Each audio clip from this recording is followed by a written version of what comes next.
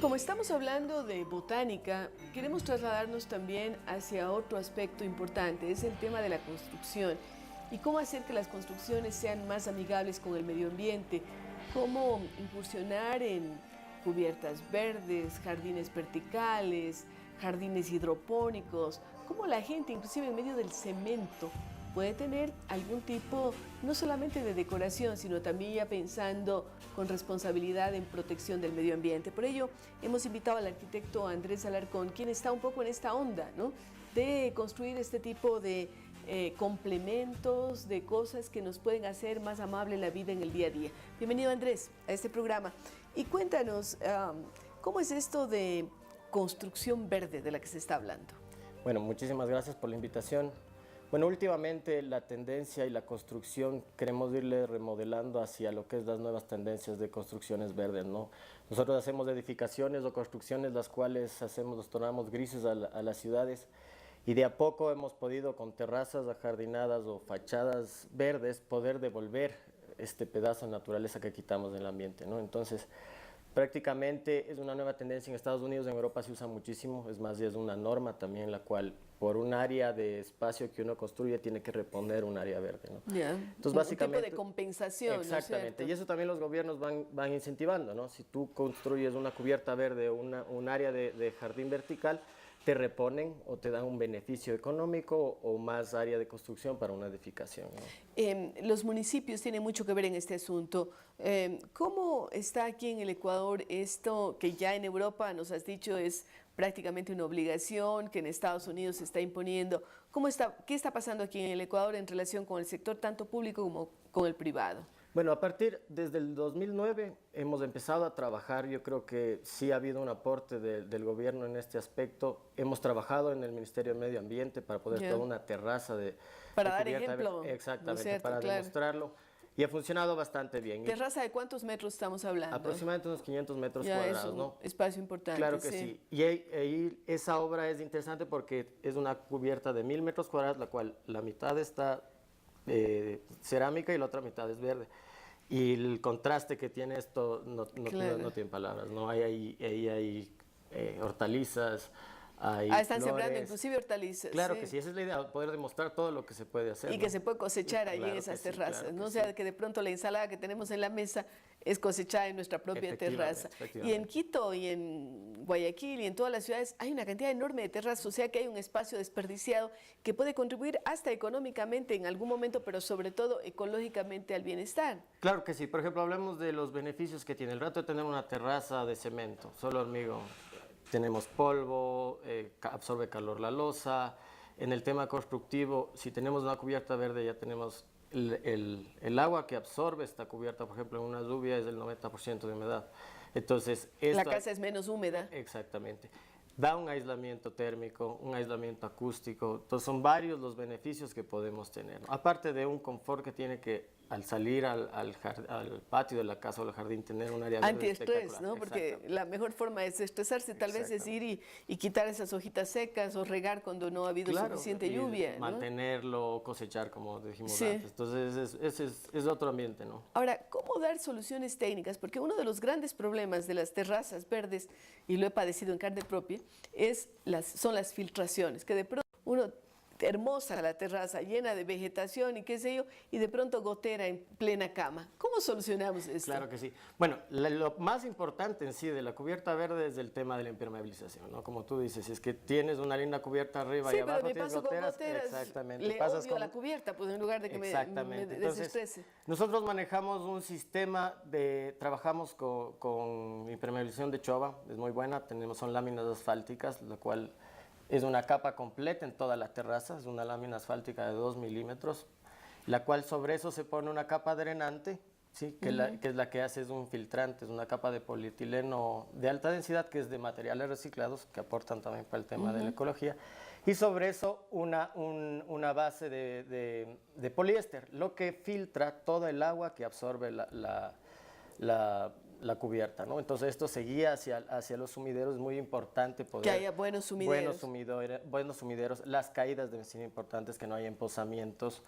Entonces todo este proceso, como que lo diríamos, tiene que estar hecho cabalidad, si es que no vamos a tener problemas. Técnicamente hecho. ¿Y cuánta garantía le dan ustedes a sus clientes, tanto del sector público como privado, de que esa impermeabilización va a durar? Bueno, nosotros trabajamos bajo normas en los sistemas, ¿no? Tenemos una variedad, casi 15 tipos de sistemas de cubiertas verdes que podemos hacer. Entonces, cada uno de ellos depende un poco la garantía. Hay sistemas que solo se pone una lámina asfáltica, que hablamos de unos 10 años de garantía. Ya. Otros que podemos poner 2 láminas asfálticas, entonces eso aumenta un poco la garantía. Pero una persona podría estar tranquila 10 años al menos Sin de que no va a ningún tener problema, problemas. sin ¿sí? ningún Y luego de problema. eso sí tendrá que hacer un ajuste, a lo mejor una renovación, ¿no? Claro, como todo digo, necesita mantenimiento, ¿no? Sí. Toda una cubierta verde, si tú la dejas sin tratarla, sin limpiar los sumideros, se te va a llenar de maleza, se te van a tapar los sumideros, entonces eso puede ocasionar problemas, pero eso creo que es En todo lado. Ahora, aparte de esto del Ministerio del Ambiente, ¿en dónde podemos nosotros decir, vayan a ver, allí hay una buena cubierta para que miren cómo está funcionando, o estos jardines verticales que hemos mencionado? Bueno, la cubierta verde que tenemos abierta al público es del parqueadero La Ronda. ¿Ya? Sí, Y estamos hablando de cuántos metros allí. Eso es casi 2.000 metros cuadrados es de cubierta. más grande, sí. Claro, sí. Entonces ahí se juega un paisajismo. Ahí no hay tema de hortalizas porque es abierto al público, pero hay plantas aromáticas, hay diferentes tipos de... ¿Qué dice la gente cuando ve ese jardín allí en medio de lo que antes era cemento? La primera versión se admira porque antes era puro concreto y durante el proceso de la construcción esto era puro hormigón, hormigón, hormigón y lo que termina siendo es totalmente verde, ¿no? Entonces Claro. esto a la vista o el cambio que se tuvo en esa área es impresionante, ¿no? Ya. ¿Y en el sector privado?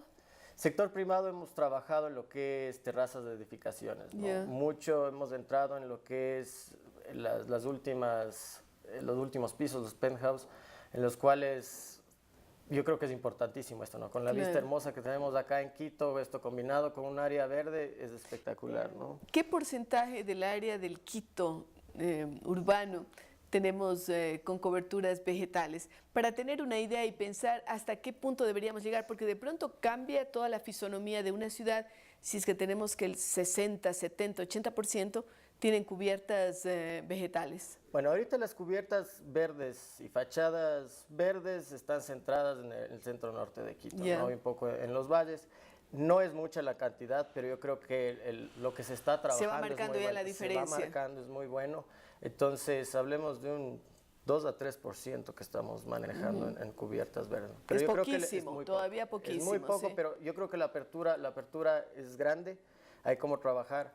Es importantísimo hablar que una cubierta verde, 1 metro cuadrado de cubierta verde absorbe de casi 500 gramos de CO2 de lo que se contamina. Entonces, todo este proceso, todo en los trabajos va mejorando, ¿no? El tratamiento en las paredes en donde se van teniendo estos jardines verticales es similar. ¿Qué tipo de plantas? Porque me imagino que ahí tenemos que sembrar otro tipo de plantas con relación a las cubiertas, ¿no? Claro que sí, es un sistema distinto, ¿no? Hablemos de primero la base, ¿no? La impermeabilización, importantísimo. Eso en los dos casos. En sí. los dos casos, sí, la protección y la protección que le da la edificación, el sistema en sí, la impermeabilización y los jardines, aumenta la vida útil de la edificación, ¿no? Como punto uno de un beneficio. Pero luego de eso el sistema es distinto, eso se puede hacer en base a plantas que son hidropónicas o son a base de sustrato. Entonces, por ejemplo, las hidropónicas se hace una malla o un fieltro de tela, la cual se alimentan de este fieltro que siempre está manteniéndose en humedad, ¿no? Entonces ellas necesitan un sistema de riego continuo, estas plantas, ¿no? No aporta eso a humedad, porque uno pensaría que una pared que yo le tengo regando ahí todos los días con una manguera, me va a dejar la casa húmeda por dentro. No, claro que, o sea, hay la humedad, sí, pero con el sistema de impermeabilización que manejamos, la garantía es por siempre. O sea, con la empresa que trabajamos, Chova, tiene más de 30 años en el mercado, entonces, al menos yo que he trabajado mucho con ellos, no he tenido ningún problema. No tenía problema. ¿No? Siempre guiado por la empresa y por garantías, ¿no? Claro, esas son las plantas hidropónicas de las que hablábamos, pero ¿qué otro tipo de plantas se pueden colocar en las paredes? En otro caso se puede hablar las que son a base de sustrato, que es algo similar. Se hace unas bandejas igual en un tipo de malla de poliéster o fibra, que esto está con humus o tierra. Con tierra, claro. Que igual es un sistema, pero un sistema un poco más complicado de mantenimiento, que es un poco menos costoso, pero funciona perfectamente. El sistema de anclaje es muy similar, son bandejas hechas a base de telas que se les amarra en una estructura en las paredes y funciona perfectamente, ¿no? Es demasiado costoso tener, porque parece un lujo tener una terraza con verde o tener una pared, un jardín vertical. O sea, el precio que uno paga por eso, yo creo que después a largo plazo no lo ve costoso. Yo creo que el primer impacto sí es un poco alto por todo el sistema que es, ¿no? Hablamos de un sistema técnico, impermeabilización, un drenante, la capa vegetal y todo eso, ¿no? Pero ya a partir del tiempo yo creo que eso, como todos los beneficios que te digo, tener menos desagües en las cubiertas por el tema de absorción de agua, el aislamiento térmico, aislamiento acústico, lo que Menos absorbe, ruido, claro, menos se va a ruido. sentir, ¿no? Lo Sí. que absorbe las plantas, el polvo, la humedad, es totalmente distinto. Es una ventaja. Sí. ¿Qué ciudad para ti es el ejemplo de lo que debería ser en cuanto a jardines en el mundo entero? En jardines verticales, en terrazas con vegetación. ¿Cuál te ha dado la impresión? Porque me imagino que tú estás haciendo estudios, estás viendo ejemplos, estás mirando revistas, publicaciones, etcétera. ¿Qué ciudad te dice así? Ese es el ejemplo que queremos seguir. A mí me gusta siempre referenciarme un poco a lo que es Sudamérica o Latinoamérica, ¿no? Sabemos que Europa tiene Otros parámetros, otros sí. parámetros. Entonces, por ejemplo, Santiago de Chile está trabajando muchísimo Ya. esto. Muchísimo, muchísimo.